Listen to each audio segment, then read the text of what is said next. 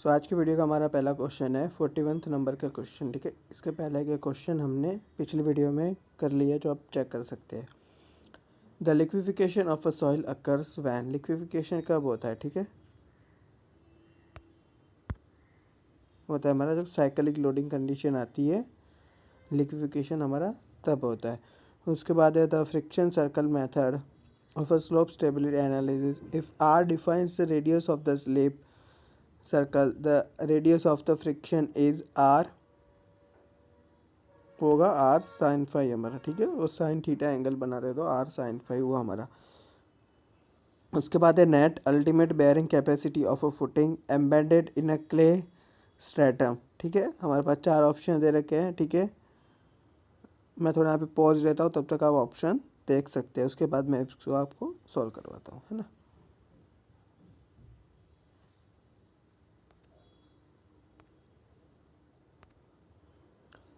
ठीक है, तो इसका आंसर आएगा हमारा ऑप्शन डी। ओके, अभी हम इसको देखते हैं। ओके,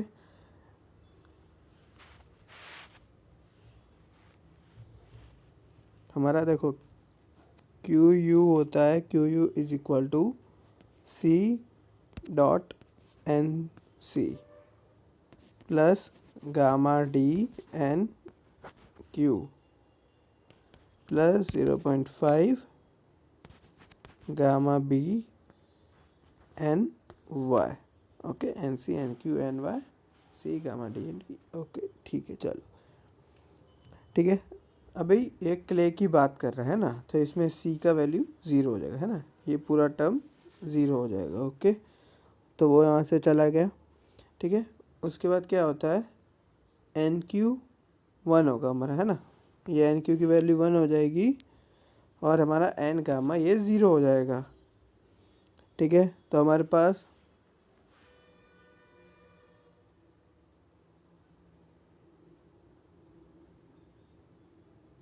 सॉरी के में सी 0 नहीं होगा, फाई 0 होगा, है ना। ओके, तो हमारे पास ये बनेगा Q U is equal two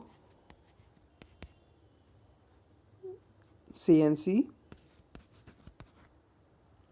plus gamma D.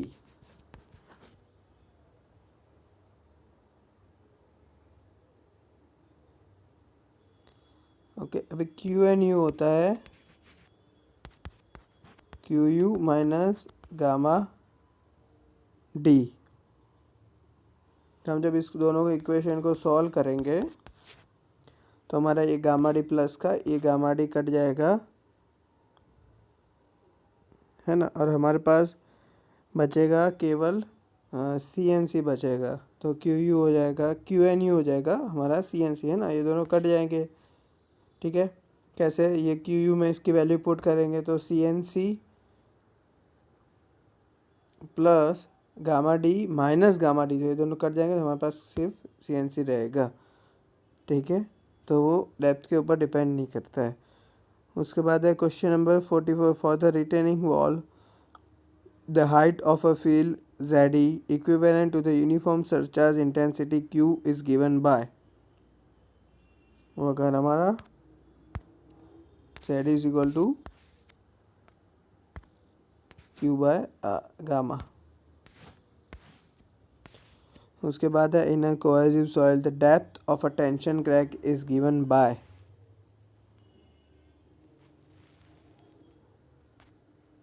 देते हैं हम 2C gamma 2C by gamma 10 5। Okay, surcharge loading question number 46 surcharge loading required to be placed on a horizontal backfill of a smooth retaining vertical wall so that completely animate tensile crack is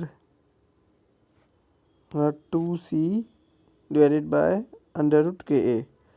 ठीक है, if the water content of a fully saturated soil mass is 100%, the void ratio is, देखते ही मैं आपको करवाता हूँ, है ना। देखो, सबसे पहले तो हमारे पास क्या है equation, W G is equal to S C. Saturation है 100% है, तो W G is equal to E. Okay, और ये डब्ल्यू का भी वैल्यू भी 1 हो जाएगा, तो 1 इज इक्वल टू, तो हो गया G is equal to E, तो ये आएगा option B equal to specific gravity, है ना। जब श्रिंकेज लिमिट 1 होता है तो और वाटर कंटेंट 100% है ना, श्रिंकेज लिमिट 1 दे रखा, सॉरी श्रिंकेज लिमिट नहीं दे रखा। देखो आप क्वेश्चन पढ़ेंगे तो आपको क्या दे रखा है, वाटर कंटेंट 100% दे रखा है, वाटर कंटेंट 100 दे रखा है, तो ये डब्ल्यू का वैल्यू है तो 1 आएगा, डब्ल्यू तो इसको 1 लेते हैं, है ना। 100% मतलब 1, ओके। तो और ये वाटर कंटेंट 100% मतलब सेचूरेटेड है, तो एस भी 1 हो जाएगा, ठीक है। उसके बाद है for the column of a building are to be located within the plot size of 10 by 10 metre, the expected load on each column is 400 kilonewton, allowable bearing capacity of a soil deposit is 100 kilonewton,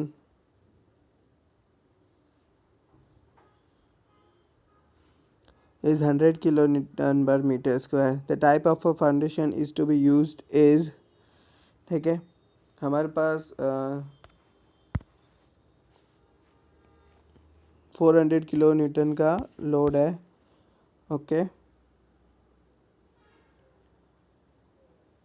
और bearing capacity allowable है हमारे पास 100, तो आ गया 4 metre square, okay. Total area of all footing, ठीक है, 4 × 4, ठीक है। ये कैसे आया, ये टोटल 4 दे रखा है ना हमको, तो 4 × 4 टोटल 16 मीटर स्क्वायर का हमको एरिया चाहिए, ओके। अभी हम नेक्स्ट देखते हैं, इसमें आ गया क्योंकि हमको देखो क्या है, हाँ 10 by 10 का एरिया दे रखा है हमको, तो ये 10 × 10 और ये 16 मीटर स्क्वायर, ये भी मीटर स्क्वायर, 10 by 10 हमको क्वेश्चन में दे रखा है और हमने वो एरिया वहाँ से निकाल दिया, तो हमारा अप्रोक्सीमेटली मतलब 16% हमको ये जा रहा है एरिया हमको, ठीक है।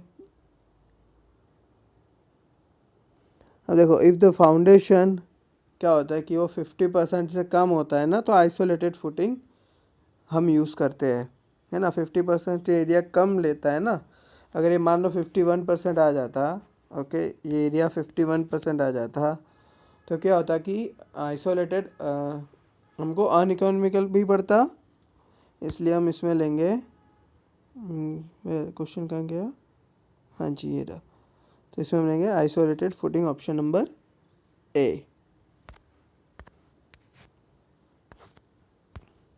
उसके बाद है as per Indian standard classification system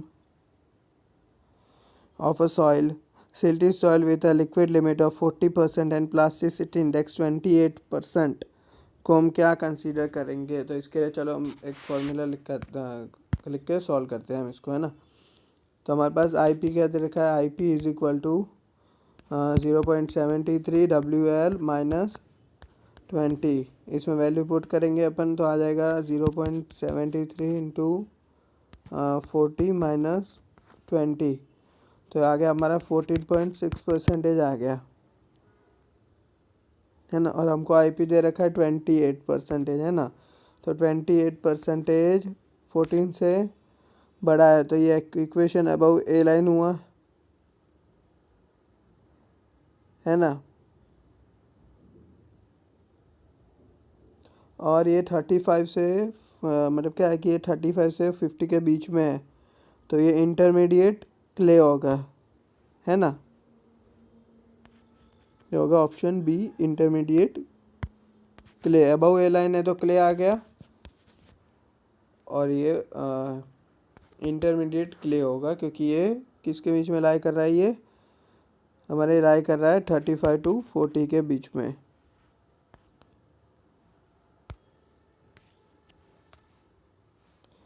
उसके बाद है for a sample of a dry cohesionless soil with a friction angle phi, the failure plane will be incline to a major plane by angle equal to,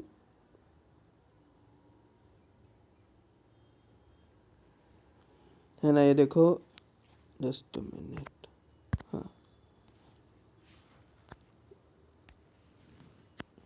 okay,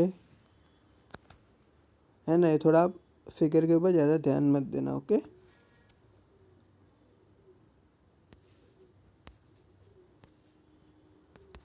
ये कितना होगा 45 plus 5/2। Okay, ये हमारा failure plane है। Okay, ये major line है,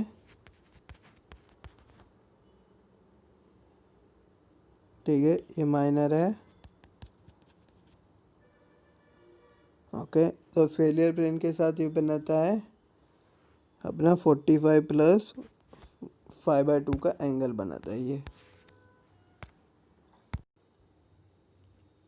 है ना। उसके बाद है likelihood of a general shear failure for an isolated footing of a on a sand decreases with, ठीक है, decreases with intergranular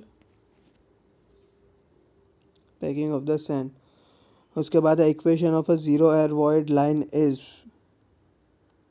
ठीक है, जीरो एयर वॉइड लाइन में 100% सेचुरेशन होता है ना, तो होगा हमारा बी। ओके, ये वैसे इक्वेशन होता है gamma D is equal to G gamma W to the 1 plus W G upon S R, लेकिन एस आर में ये 1 हो जाएगा, तो इक्वेशन ये हो जाएगा आपका। उसके बाद है 53 में हमको क्वेश्चन दे रखा है fine grain soil has an liquid limit of 60 and plastic limit of 20 as per plasticity chart according to the highest classification the soil is, ठीक है। पहले तो आई एल देखो, अपना आई एल क्या है, ग्रेटर देन 60% है, मतलब 60 है तो ग्रेटर देन 50% है। Okay, I P is equal to W L minus W P, तो 60 माइनस 40 तो आ गया ये 20, और ये आई पी की वैल्यू हम निकालते हैं,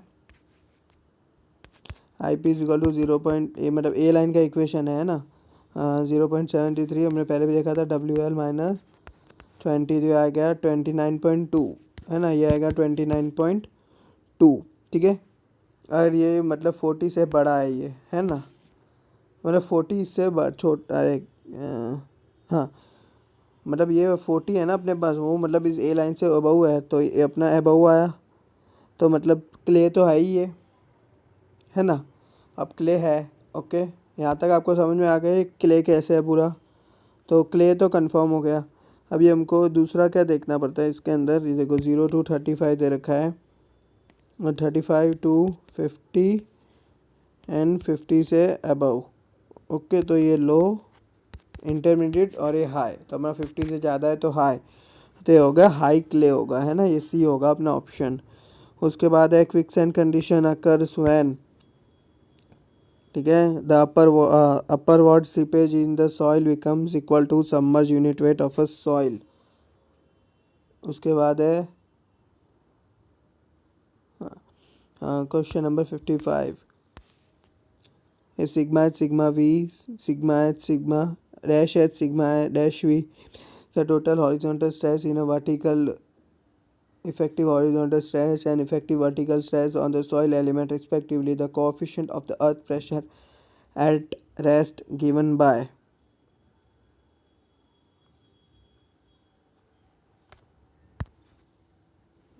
ये होगा ऑप्शन बी। ओके, कैसे होगा ये होगा k0 is equal to sigma h to the sigma v and k0 is equal to sigma h dash to the sigma dash we.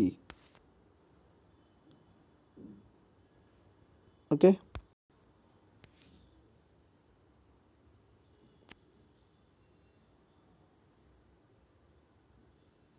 Sorry ये वाला क्वेश्चन था।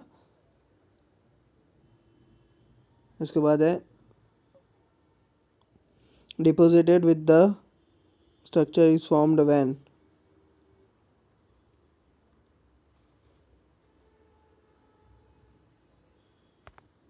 वो होगा अपना जो clay particle settle on fresh rick bed. उसके बाद है 57 dilatancy correction is required when the, ठीक है, डायलेंटिक correction also called the correction due to the submerge applied to the silt and a fine sand, ठीक है।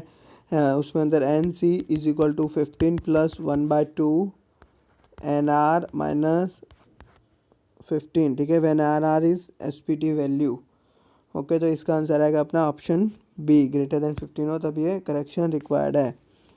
उसके बाद है 15, ठीक है, the relation between S Y and S R is, दोनों का इक्वल टू पोरोसिटी होता है, एन इज इक्वल टू, अपना ऑप्शन होगा सी इसका करेक्ट आंसर होगा। इसका आंसर होगा ऑप्शन सी, है ना, सी होगा इसका करेक्ट आंसर। उसके बाद है 59, ठीक है, the group symbol assign to silt and clay, silty sand and a clayey sand, है ना।